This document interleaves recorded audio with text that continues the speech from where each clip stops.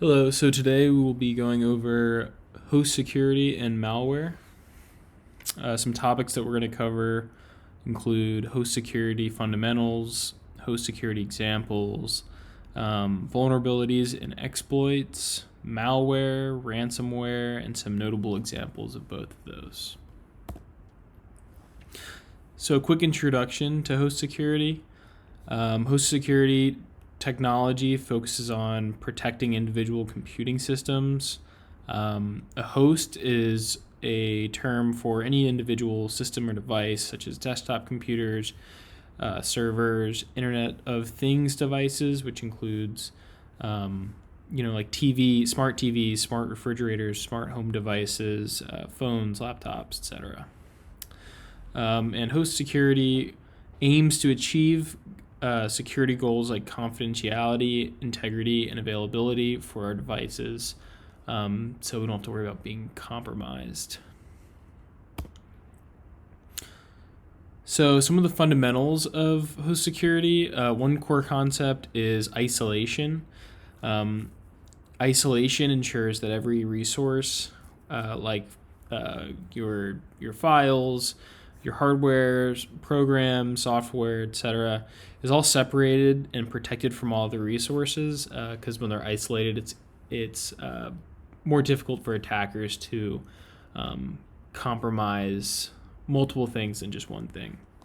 So the role of the operating system, the operating system like Windows or Mac OS or iOS, is a special type of program that manages a device's overall operations, including the CPU and its memory, and it controls how programs access hardware.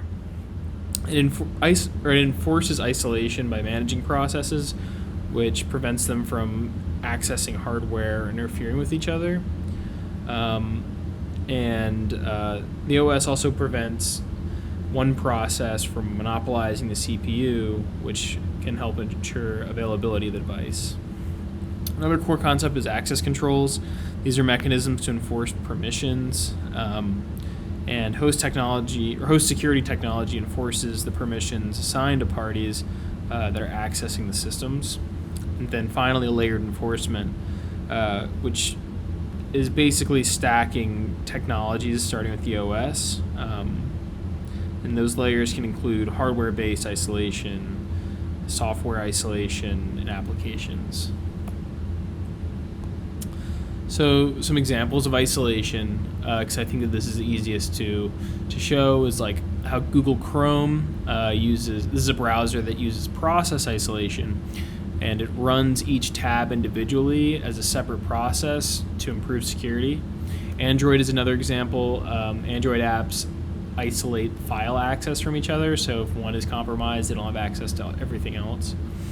And Windows uses virtualization-based security to isolate their operating system.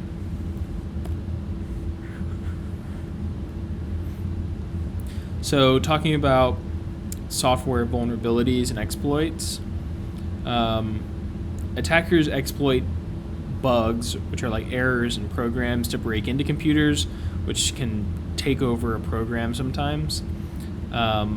This is why it's very important to update your software. This kind of patches those bugs and errors, so if you're running on a later software, it can be more prone to exploitation. An example of that would be like buffer overflow, which is writing data beyond the end of the memory section, known as a buffer, and by writing past that buffer, an attacker can override the software or program and employ malicious instructions to compromise our data.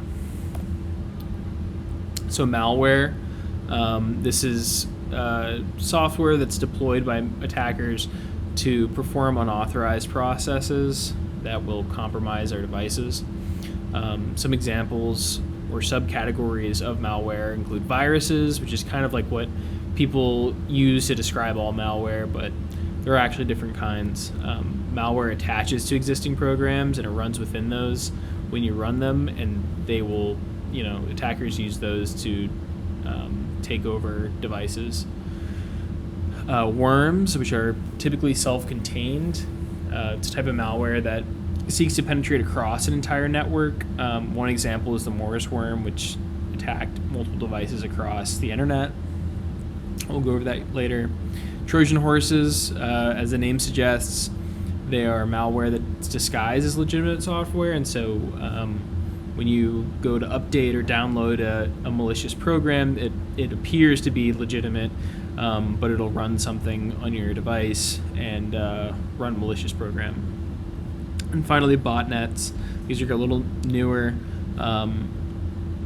It's a network of compromised devices that are used remotely by an attacker, typically for things like a DDoS attack, if you've heard of those.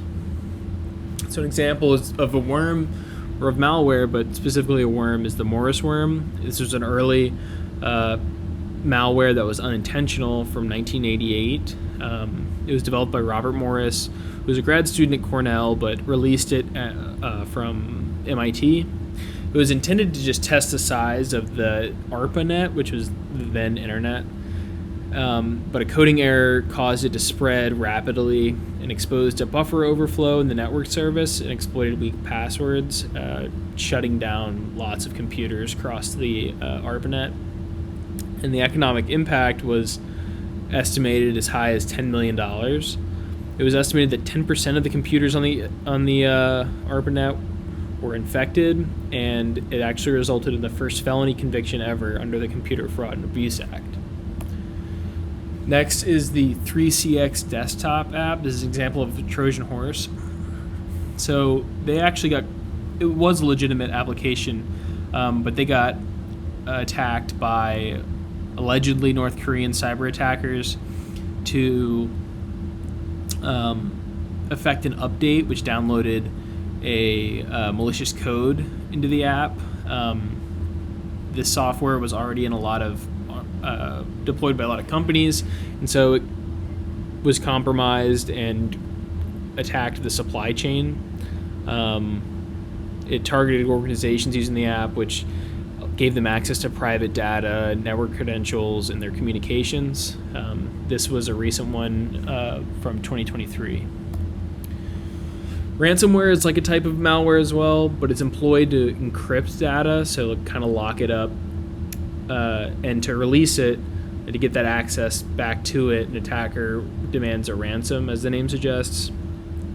It became more common after 2010 with the rise of cryptocurrencies like Bitcoin, which can't be traced like standard currencies, so it was easier to receive ransoms. And it's been used to target individuals, but also businesses, governments, and even hospitals. So pretty malicious intent here. One example is Ryuk in 2018. It was estimated to have been developed by Russian criminal cartels, and they targeted large Microsoft Windows systems. It was usually installed via Trojan horse, but they targeted a lot of media outlets like the LA Times, also the Miami Sun Sentinel.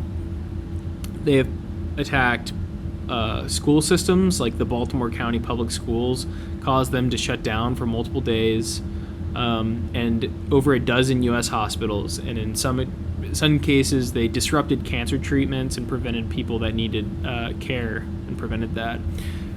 As a result, over $61 million were paid in ransoms from this ransomware during 2018 and 2019. So, in conclusion, host security relies on isolation and access control. Attackers can exploit vulnerabilities in software to bypass these controls and gain access. And some of the ways they do that is using viruses, worms, Trojan horses, and botnets. Ransomware is a type of malware that uses cryptography for malicious purposes for extortion. And effective host security requires a multi-pronged approach which combines multiple fundamentals of host security to prevent malware attacks. Thank you.